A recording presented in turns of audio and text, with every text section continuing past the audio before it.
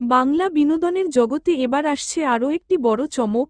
Star জলসার জনপ্রিয় ধারাবাহিক গীতা এলএলবির হিন্দি রিমেক অ্যাডভোকেট অঞ্জলি আব্বাসি নিতে চলেছে ২০ বছরের সময় লিপ।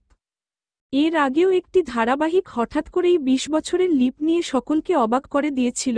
এবার একই পথে হাঁটছে এই ধারাবাহিকটিও। টিআরপিতে সামান্য পিছিয়ে পড়ার পর নির্মাতারা সিদ্ধান্ত নিয়েছেন প্রথম প্রজন্মের গল্প শেষ করে এবার শুরু হবে এক নতুন অধ্যায়, নতুন চরিত্র, নতুন মোড়, নতুন সংকট আর নতুন গল্প।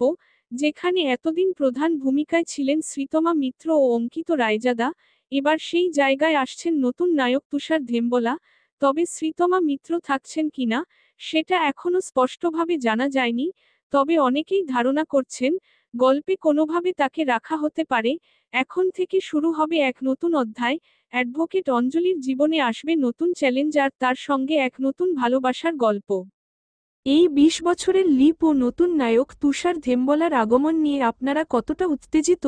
আপনার মতামত জানাবেন। বাংলা বিনোদনের সব আপডেট সবার আগে পেতে চ্যানেলটি সাবস্ক্রাইব করে পাশে থাকা বেল আইকনটি বাজিয়ে দিন।